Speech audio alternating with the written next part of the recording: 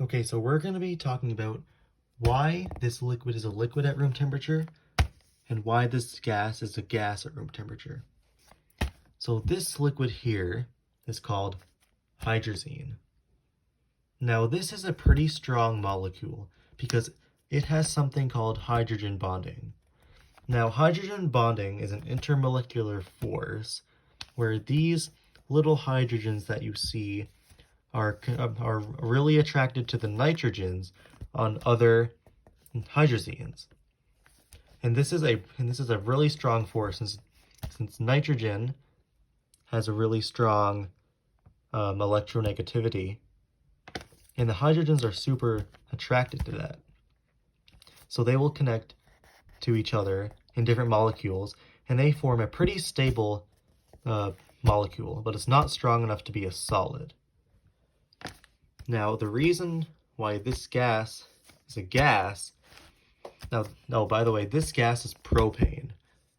So the reason why propane isn't as strong as hydrazine is because it has a weaker intermolecular force called London dispersion force.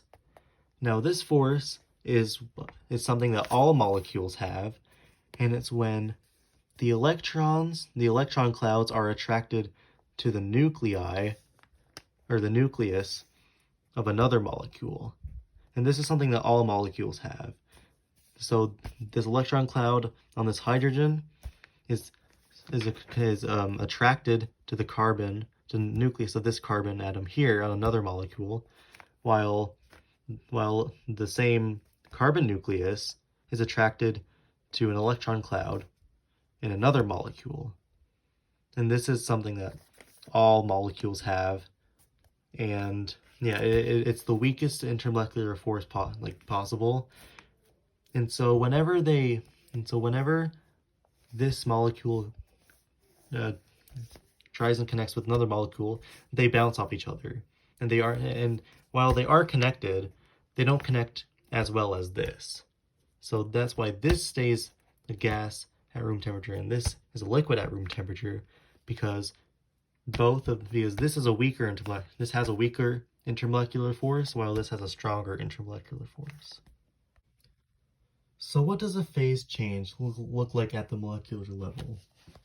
So let's say that we heat this hydrazine up to its boiling point of 114 degrees Celsius. So what's going to happen is that the energy is going to increase. So they're going to start heating up, they're going to start moving around, they're going to start, just zooming around, doing whatever they choose to be doing.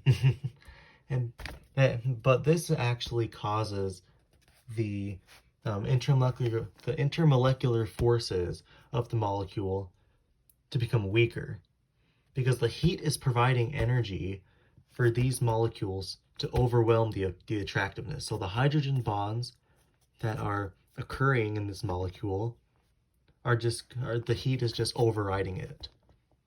So this causes the hydrazine to go from a liquid to a gas, because it can no longer be strong enough to stay together, close enough to be a liquid. So it starts moving all over the place to be a gas.